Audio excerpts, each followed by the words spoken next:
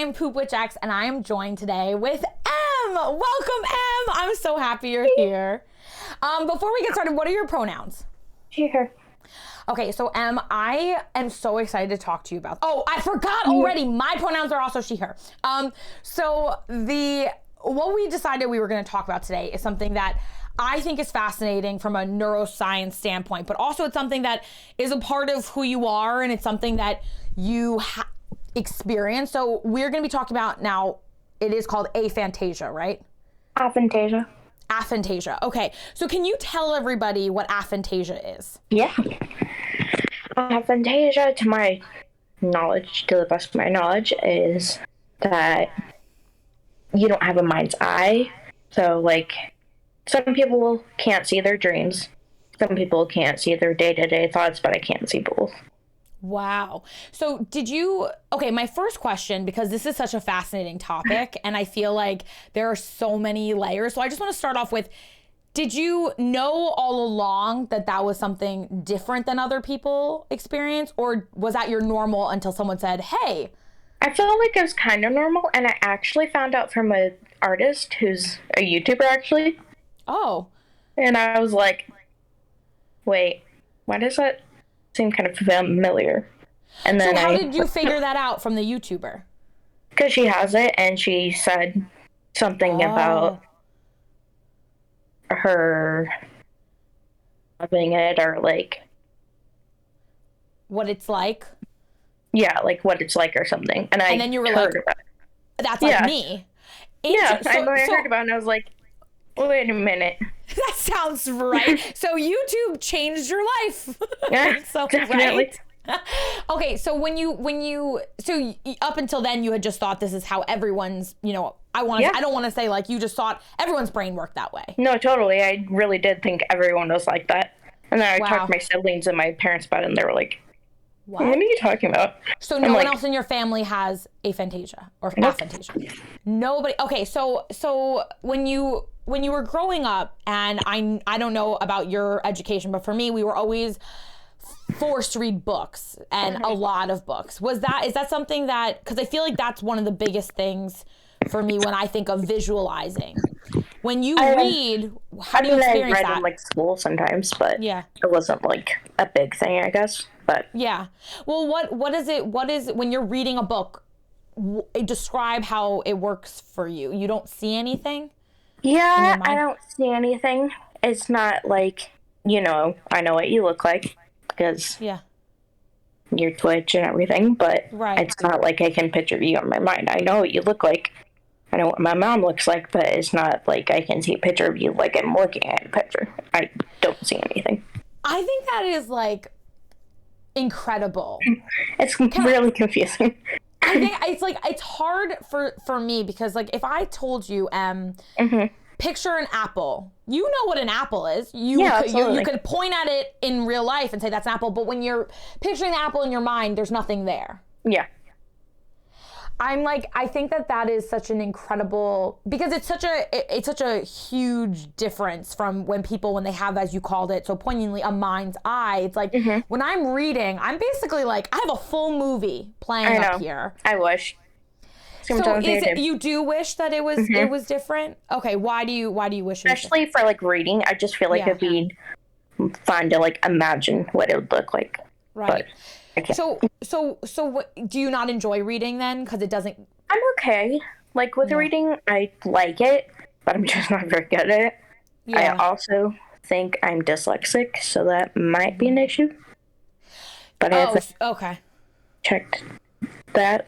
Yeah. With anyone, but I definitely do. So reading. So what about like with movies? Like how is it when you're movies? I noticed a lot of like details other people don't and stuff like that. My sister's always like, "How the heck do you notice those things?"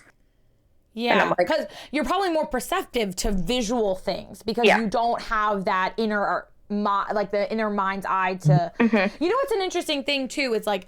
If someone tells me picture an apple, like even for me, where am I picturing the apple? You know, where in my mind, but I can see it and it makes no sense at all. And I think people who can picture books, where are you seeing the books? I mean, where are you picturing the apple in your mind? Yeah. Like where, and it's this thing that when you have a brain that has the mind's eye, you don't even think about it because it's just always been there. Yeah. But then when you don't have it, it's hard for people, I think, in both camps to understand how the other brain works. Like it's hard for me to understand that you don't see anything. What about an inner monologue? Do you have an inner thoughts? Sometimes, I mean, like, I think it's my own voice, but I don't really pay attention that much. Okay. I guess. So, like, if you were reading a text, do you hear it in, like, a tone? It'd probably be, like, a tone. So you do have, like, an inner voice in your mind? Yeah. Okay. So that's interesting. I guess it would be... Because I think there are people who also don't have an inner monologue at all. Like, I'm constantly thinking thoughts all day, all the time. I think all the time, too. Okay. So it's more just, like, you don't have that... like that I'm going to picture Haley and I see Haley in my mind. Mm-hmm. Interesting. So so you have no images, but you have audio. Yeah. I feel like that makes sense, right? Like, you have the images but no audio. Yeah. Auditory learning was way easier for me. Right. But actually, so that was something that when you were growing up, did your teachers understand that you needed to learn auditorially? I think they did. Yeah. And they never really said anything. Oh, really? You never said anything growing up? I didn't really know to, like, say anything. I guess teachers weren't, like, rude about anything either. I don't think. So what, like, class growing up would you say would have been, like, the biggest struggle? Would it have been, like, art? Or would it have been, like, English or reading kind of thing? Well, I'm not good at math or science. Yeah, I suck at math, too. Math is trash, so... Yeah. Yeah, it's garbage. Probably English, just because I had to write and read and memorize all the things. I was like, I don't know what I'm doing. Right. I also think a lot of math is actually picturing things in your mind. Yeah. So it would be even harder, especially like geometry and like shapes and stuff, and you have to almost like change it in your mind. I can imagine that would add a layer of difficulty to like all of the subjects. Oh, so what was your favorite class in school? I liked history a lot, but I liked choir and like drama, those kind of things a lot. Things that also are very like visual in the front and hearing it. So how does your I want to say aphantasia, is that right? Okay. That's what I've heard it pronounced as. Okay, how does your aphantasia affect remembering things? Like when you look back at a memory, what does that feel like? I feel like I'm pretty good at remembering things, but sometimes I'm like, what? That happened? I have no idea. If my mom is like, you fell when you were little and you have like a scar because I can see that I have a scar, you know. But you don't remember falling, or you can't picture falling. Yeah, I can't picture falling, or sometimes I vividly don't remember it because I got blacked out or whatever. Right. So like for the aphantasia, like if you were to think back to a memory, what would you see any of it, or you would just know that it was a happy memory? No, that it was happy. For me personally, some people can see some of their things, like some of their thoughts or dreams, as I was saying earlier. Yeah. But I can't either way. And you don't see dreams either? Mm-mm. So when you wake up... When you close your eyes, it's just like that. So do you think you're not dreaming? I still think, like, I still have sound in my head. I still, have all that, but I can't see anything. So your dreams are just auditory? Mm-hmm. And so when you wake up, do you remember the auditory aspects of your dreams? Sometimes. Okay. But not all the time. That's so... Kind of helpful for nightmares. Right. Yeah, I was just about to ask you about nightmares. So if you have a nightmare, would a nightmare be like just sounds? Yeah, it can be just sound. I mean, sometimes I don't get like images, but sometimes get like blurry, sort of, or like, you know, like static TV? Mm-hmm. Kind of like that. Like an image is staticky sometimes, but rarely. Wow. So if you were to like have that staticky image, I know you're sleeping and you're not like lucid dreaming, but like, could you lean into that and try to see through the static, or you think it would just be endless static? Probably just endless. I haven't tried. Yeah. But I can't imagine it'd be easy, but it's just interesting because it's like maybe your mind's eye is like through that tunnel. Yeah. But like there's like for some reason there's a long corridor between there, because like don't get me wrong, I don't think that necessarily there's an advantage to one or the other. I really don't. I think that it's just how different brains develop. I really don't think that being able to have a mind's eye is better than not, especially because I think that you look back on a memory and you still feel that it was warm and you were happy and there was joy. And even if someone's describing it to you, you're like, oh yeah, I know. Right? Mm-hmm. Like if you're like, I know, but you just can't see the visualization in your mind. So this is interesting about, because you actually have face aphantasia, right, too, where you don't recognize faces until they're in front of you. Mm-hmm. So how does that play into meeting someone new? Like, is that harder for you? Pretty hard sometimes. Yeah. How do you, because like if I were to give you like a new person and they don't say anything and they don't introduce themselves and then they leave, you may not remember, you're not going to remember their face until you see them again, right? Yeah. You can't picture them and they didn't give you any identifiers to hear. I'd have to hear their voice or a whistle or something for me to recognize them. Wow.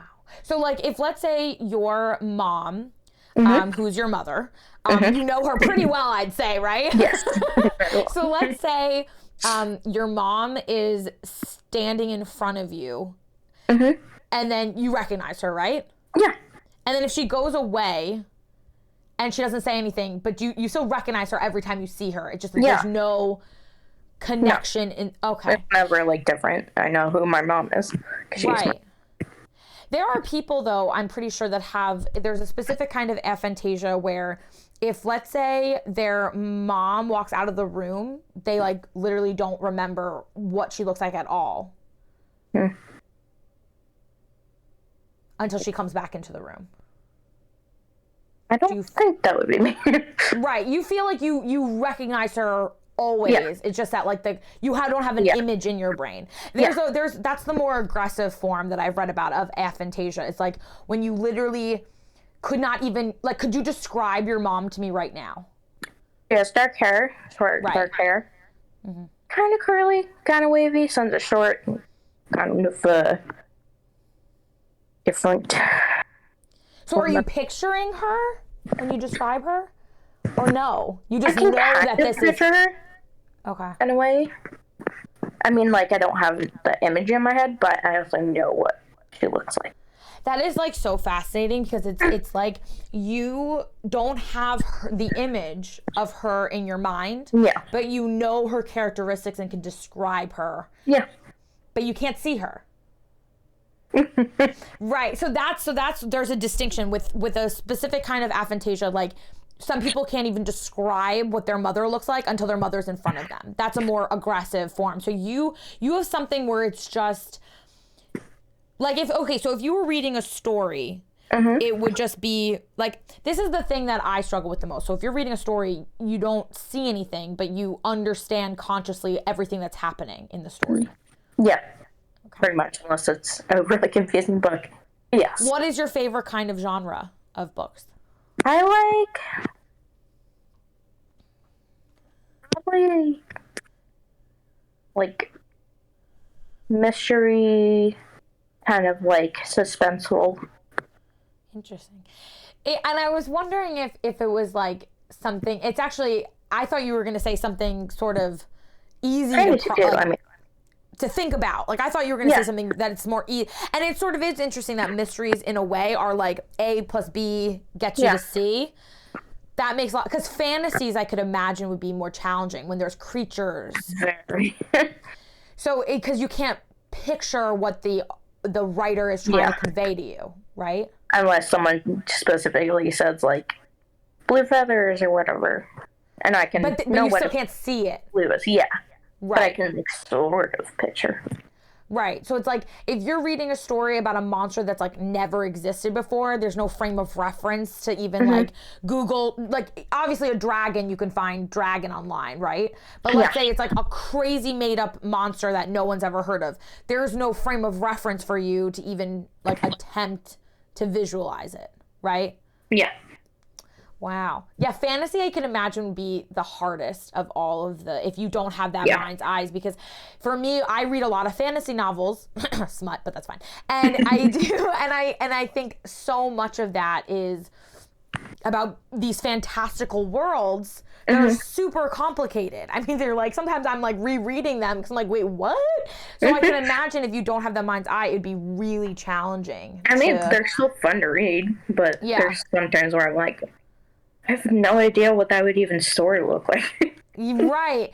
Interesting. So when you think of someone who you only know as a username, you don't picture what they look like?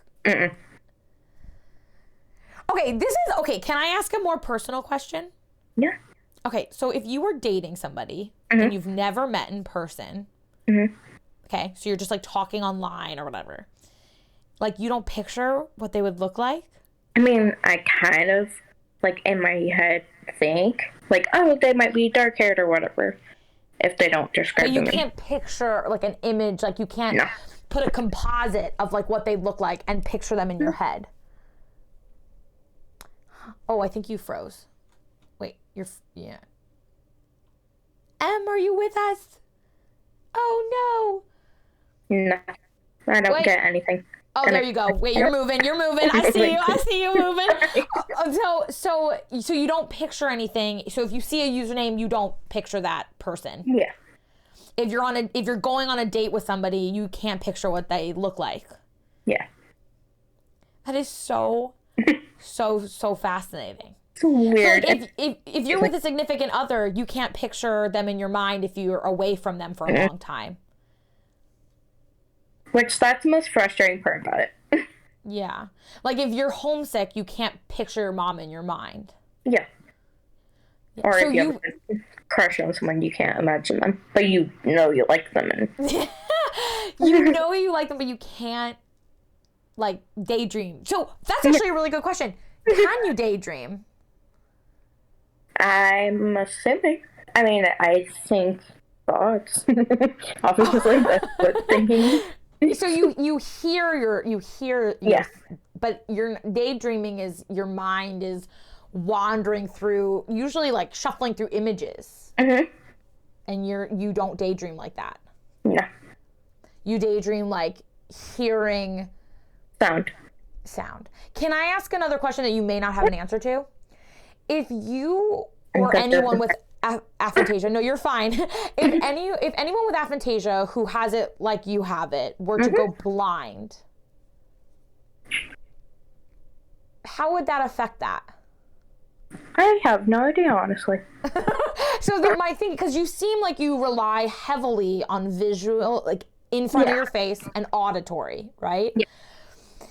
So I feel like it would be fine, just because I am very auditorial learning. But also, so like you'd still know it's your mom if she talked to you, but you couldn't. Because I know her voice. In my head, it's not really her voice; it's more my own, I guess. But like voices are kind of weird in your head, anyways. Right. But so if you were, if you had to go blind or deaf, which would you? If you had to choose, what would be harder for you then? Not hearing would be harder. I think. So if you couldn't hear, you'd still be able to know who everyone was, though. Yeah, because I know what they look like, but right. But you couldn't like process it all the way. Yeah. Okay. It's like if the person walked out of the room, I couldn't be like, my mom was just here, Right.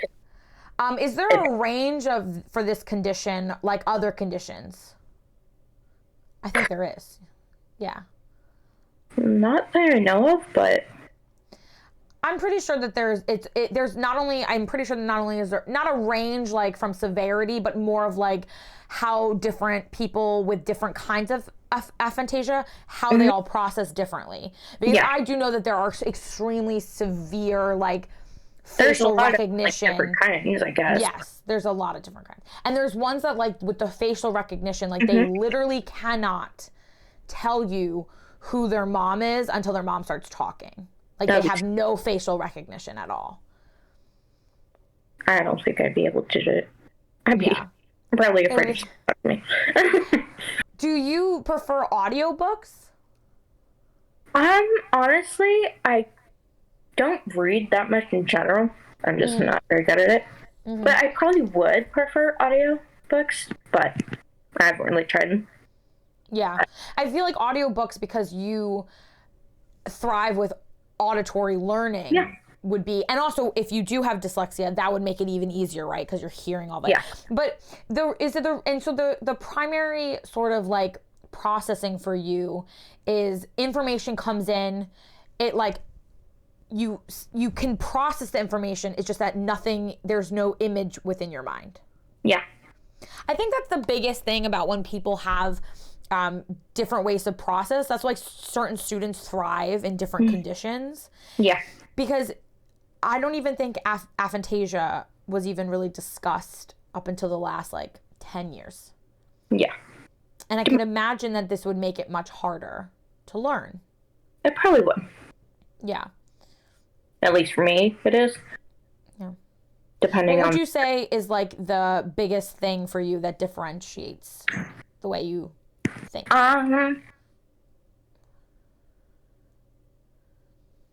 Like, between people who have aphantasia? I don't know. Or for people without it. Like, what would you say is the biggest sort of, like, difference that you feel distinctly, like, separates your way of thinking from other people? People, like, talking about an image, like a dream or something they just saw a picture of or whatever. Artwork. I can't, like, describe that. I mean, I can try and describe it, but I'm also like, I don't know. I can see it, or I only saw it for a couple seconds, so I don't know how I'm gonna try and explain that. So how would you describe the Mona Lisa to me? Well, I know she's a person. You don't see her now, though, that you're talking to me. No. So you're kind of just doing this from, like... memory, basically. Characteristic memory. Yeah. Right. You're remembering characteristics, but you have no image in your mind of what she actually looks like. Yeah. Because I think for most people here, you are picturing the Mona Lisa.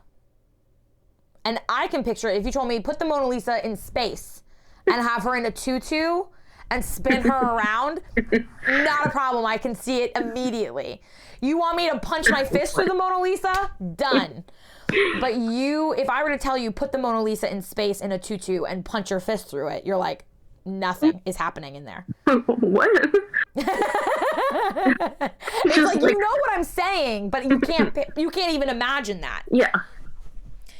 It really is fascinating. Yeah, face blindness is the most severe form of aphantasia, which is what I was talking about before, Nadie. Yeah, and that is a pain. And that can actually also happen from like a TBI, which is a traumatic brain injury. That can be an odd side effect of that. But this is not what you have. That's not what you have, no.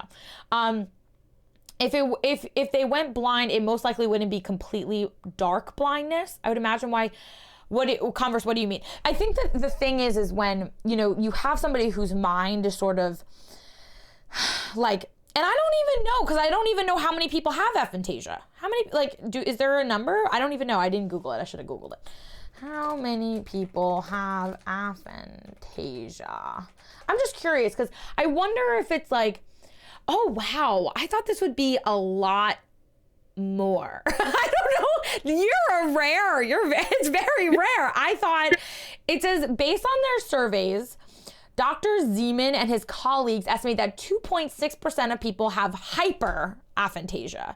So I don't know if that's the kind that you have, or if there's different kinds, but that's actually really low. 2.6%. Do you feel like there's more people? Sometimes, yeah. Do you think there's more people, but people just don't even realize that it's different than what other people have? Yeah. I think most people just don't realize. They just think that's what like everyone's brain works like. That's what I thought for a while. How old were you when you watched that YouTube video? 15, I think. So you didn't even realize that people picture things in their mind until you were 15? 15, 16, something like that. I'm 22 now, so. Wow. Yeah. So that's actually, I wonder if there is like a correlation with brain development because you've had it since you were born. Yeah, I assume. Because you don't remember if it was like that before, because you don't have memories of, right? You don't have you can't picture a memory.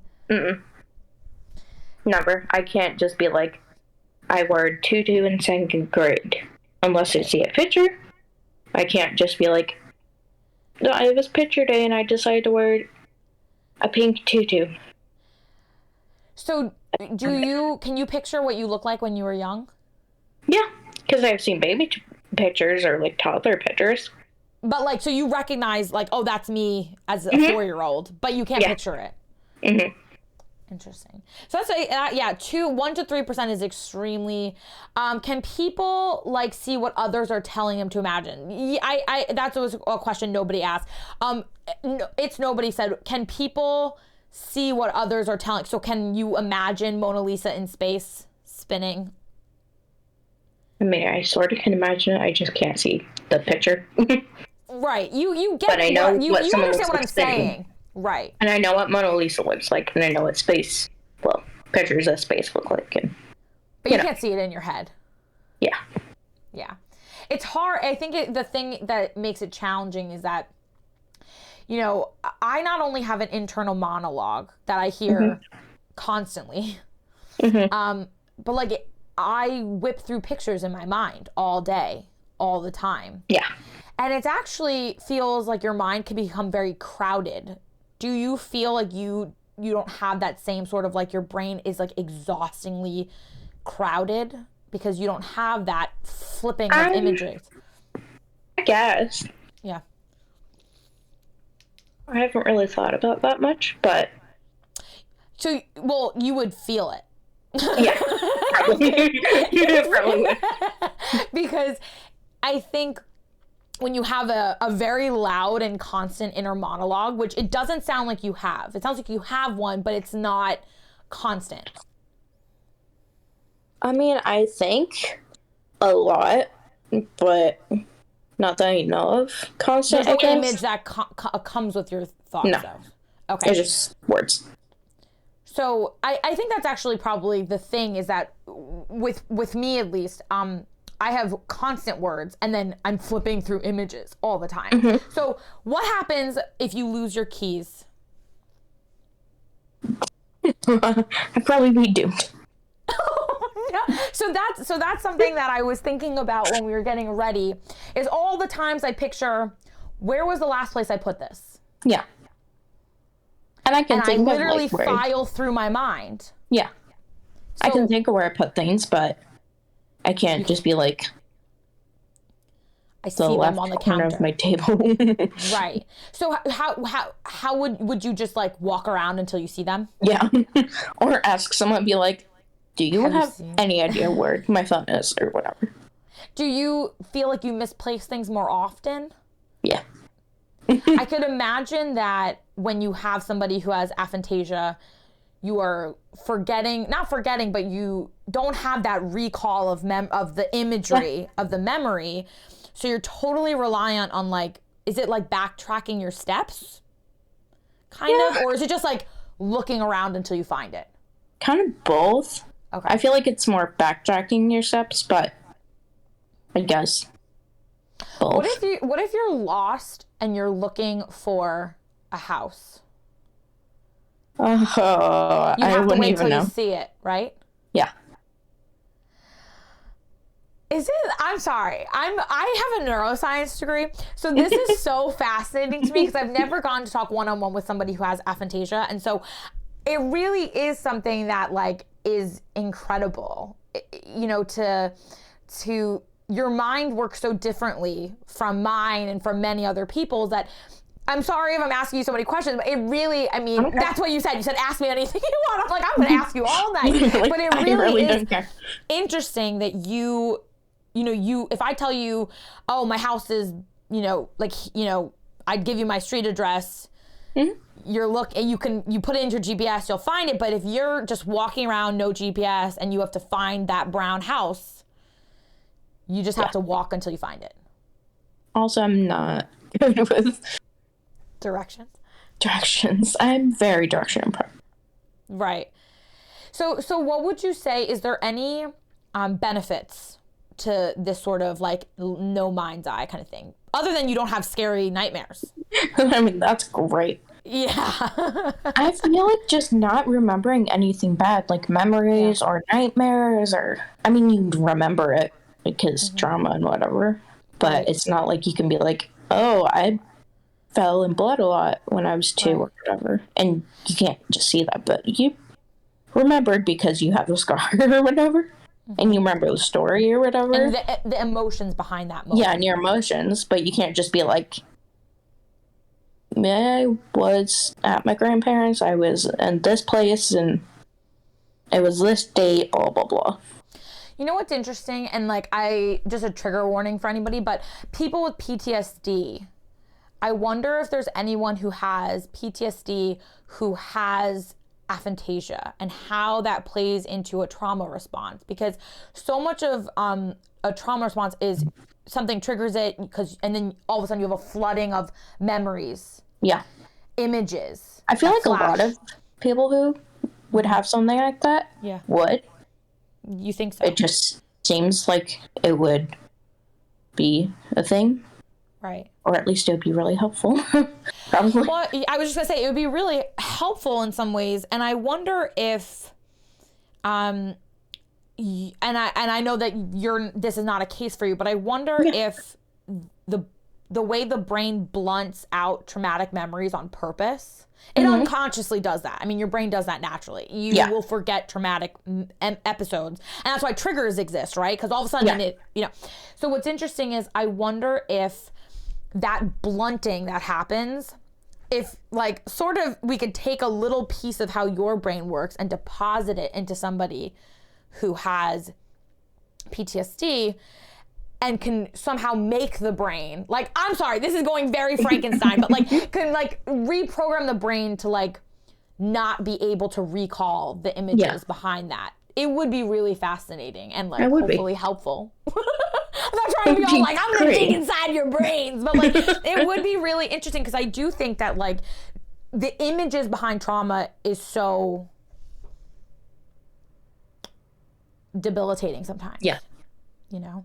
Do you feel like for how you handle like high emotional stuff, once the trauma or the high emotional stuff has passed, you feel like you can kind of like let it go faster because you don't have that constant movie cycling in your head? I guess, but also I overthink everything. Oh, okay. So, but not with images. So just with your inner monologue talking to yourself. Interesting. Huh. And it's a lot of people in chat are saying that they had no idea that maybe they have this too. I truly believe a lot more people have aphantasia than we know. You're not alone. You are not alone. You're certainly not alone. I think a lot of people have it, but they just don't know that it's not, and I hate to use the word normal, but that it's unusual not to have a mind's eye. You know, definitely most people do. Is unusual. Unusual, right? Because most people do, and so everyone who does thinks that's the norm, and everyone who doesn't probably thinks that's the norm. Yeah. Right. What was the reaction of your friends and family when you told them? I remember just a lot of people being like, "What? That's weird." Or they're like, "Wait, try and just describe something to me." I'm like, I literally don't know how. Yeah. But okay. It's really, I think the biggest thing is it's hard for me, like going back to the PTSD thing too, is that like, how would, if somebody experienced a trauma, right, and they can't picture it to work through it, how do you deal with that in therapy? Because if, let's say, again, trigger warning, let's say your house burnt down, right?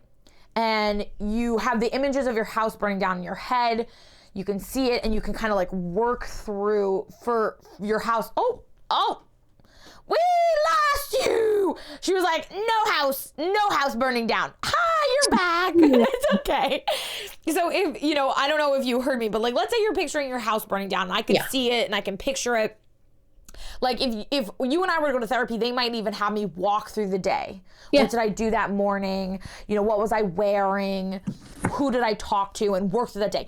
How do you feel like you would process that sort of experience? Just by thinking of it, I guess, and just knowing that, for example, your house burned down. Obviously, you know it. Your house burnt down, but it's not like I can be like, remember my house in flames. Right. But I know what it looks like because I've seen pictures or whatever. Right. And you would probably you'd have to work through the feeling aspect and not the unwinding of the memories of it in a way. Does that feel like it makes sense? Yeah. Yeah. Do you hear music in your head? Yeah, all the time. So you hear music, but you can't picture what they're singing about. Do you like music? Yeah, I love music. So what is music like? What's your favorite song, or what's one of your favorite songs? Or what's a band that you like? I like a band called Why Don't We? Okay, so you're listening to Why Don't We, right? Do you picture the lyrics in your head? Yeah, definitely. You can like... I can see the words in my head sometimes. Well, not see the words, but I know what the words are. Like if I looked up the lyrics, you know. But it's not like I can be like, they're singing about a rose or whatever. I don't know. But I know what a rose looks like, but I can't picture a rose. Does music make a really big impact on you because you are so auditory? Yeah. And but, like, have you ever had a song that reminds you of a day? Mm-hmm. Or a person or a place or So you'll have a song that will remind you of a person or like a memory, let's say, a memory. But you'll just feel like, oh, that was a happy memory, but you can't picture that day at the park when you were listening to that song. It's really interesting. I think that are you able to play the music perfectly in your head? If you're not listening to the song, can you play the music? I feel like I could, but also maybe it's totally different. It's interesting because I feel like you seem like for instance, if you were to ask me to picture a song in my head, I could do it like instantly. Yeah. I feel like the fact that you're like, I think so, I almost feel like that's proof that maybe you don't think of it the same way. I probably do. Well, honestly, I'm not sure. You know what I mean? I think that hesitation that you may have is sort of proving that your aphantasia, it is a part of everything. Because I think for most of us, if you said, picture, Change by the Deftones right now, I hear it in my head. Like, I can make it louder or lower, you know? I can't do that. So I think that that's interesting that you have this layer of like, oh no! Wait. Oh, you're back, baby. There you are. So I think that's interesting because it's true. Like if you tell me, or the ABCs, we all know the song the ABCs. Yeah, obviously. You can hear it in your head. Yeah. You could do, okay. Can you picture an A in your head? You can picture an A in your head. Yeah. Like an A, like a bright red A. No. You're like thinking about it. I can see you like thinking and you're like, wait, no. It's so funny. I can see that you're trying to like process as I'm talking to you, which is so fascinating. I mean, I'm not trying to like dissect you, but I can see you're like thinking about it. You're like, oh yeah, I can see an A. I'm like, okay, you can see picture a bright red A, and then you're like, no, I can't. That was so adorable. A. You're like, I know what an A looks like, and I know this is an A, but I was like, picture the A, and I want you to picture it red, and you were like, done. out of here. But if I just said A without the color red, you would have been able to. Yeah. Okay, but it was I added the color. That was what threw it off. That was really cute. And I also think that so you said that you love music and you enjoyed choir. Do you play instruments? I played a little bit of ukulele, don't much anymore, but I knew like one song. I feel like music for you and instruments would be really like, because it's tactile and it's auditory, and I feel like that would be really, really special. So have you ever gotten to talk to somebody else one-on-one who has aphantasia? No, I don't personally know anyone. Interesting. Does it make you feel like lonely? Sometimes, but I'm also like, makes me kind of unique. Right, it makes you unique, and it's just how you might have never even known unless you watched that YouTube video and you're like, oh shit. I literally had no idea before that was even a thing, so I was like, oh, what? Right. Okay, and this is another, like, strange question, but if you were watching a TV show, and let's say you were watching a TV show, you love the TV show, this TV show ends, a year goes by, like, next season comes on. Have you pictured the show? Do you remember? I mean, obviously you remember everything because it's not a remembering issue, but, like, how does that work with, like, because sometimes I finished Stranger Things and I sat down and I just rethought about it for hours. I just, like, rethink about it. Like, not image-wise, obviously, but I would be like, oh, this happened, this was funny. This person said something in a specific way that was funny. Okay, and now this is a very strange question, too. So when you're having this inner monologue, right, and you're not seeing any images, is it just black? Yeah. Or is it, like, nothing? I assume just nothing. I mean, black is pretty much just nothing.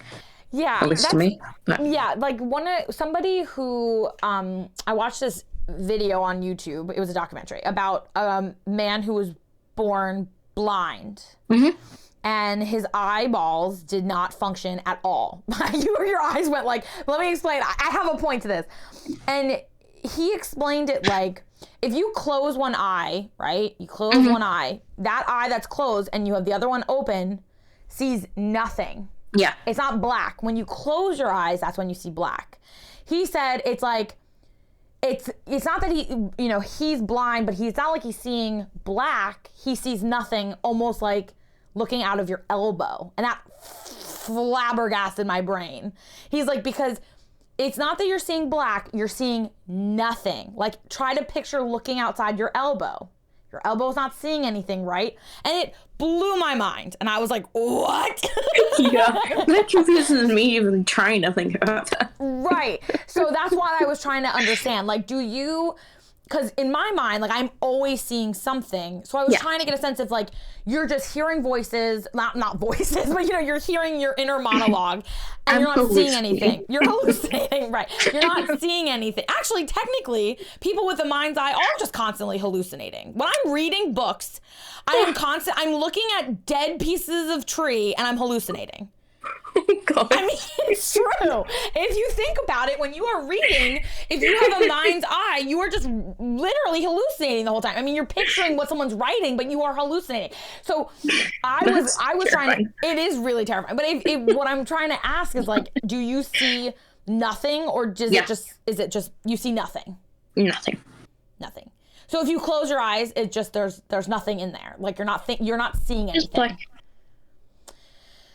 That's very, very interesting. And honestly, I think that your insight to this was so... can you count sheep? No. I mean, I know what sheep look like. I know what counting is. But I can't just be like, one sheep in my head, two sheep, three sheep. Right. Well, do you know what the expression counting sheep is? Yeah.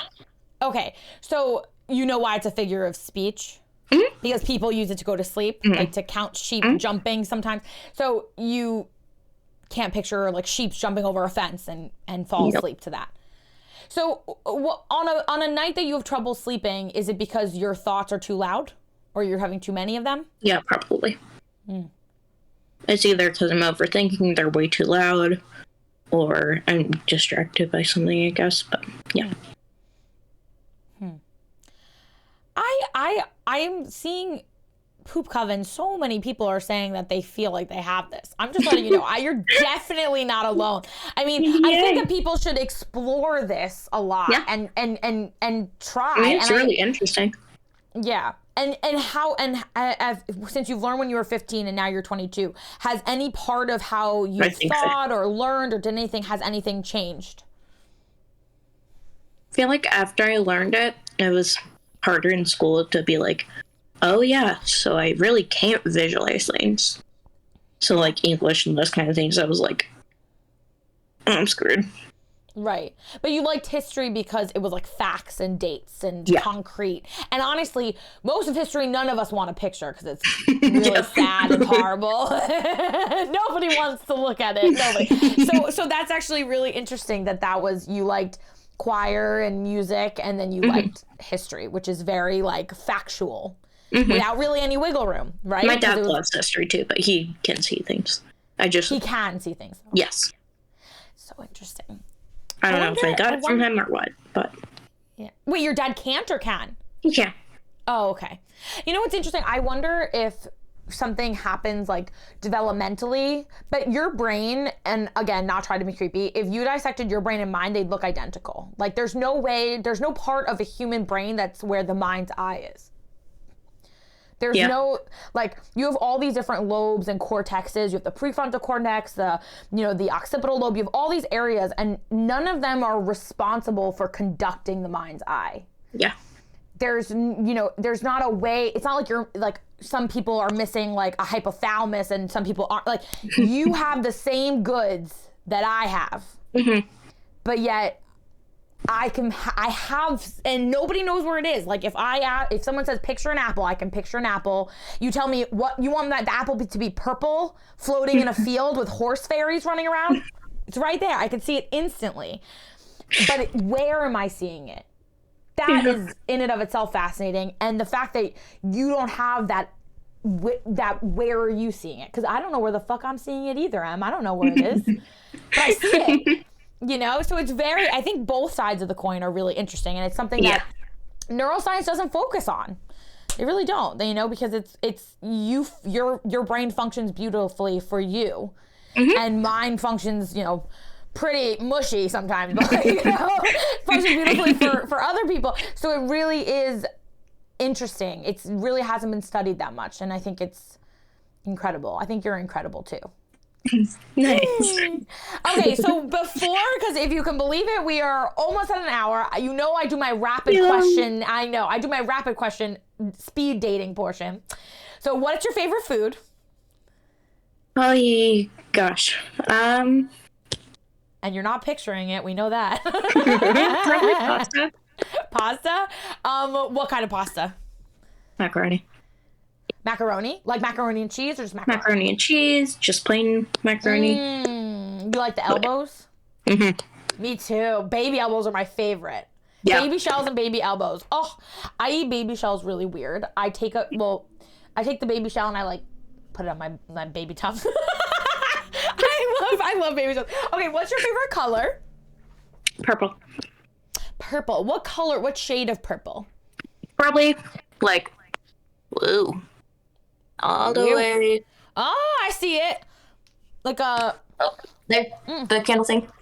I see it. Yeah, sort of see it. Wait, we see the shadow of it, I think. It's so close. You're edging us. No. Trying to get it and getting... Yes! Okay, so like a real royal purple. Royal. Yeah. Like a royal deep, purple or like... Yes, deep purple. Sometimes later. Oh. Okay. Do you have a lucky number? 23. Why 23? I don't know. Just really like it. It feels good to you. Yeah. Picture 23 neon green. I'm sorry. It's so interesting. Okay, so favorite food, favorite color, favorite number, favorite TV show. Oh my God.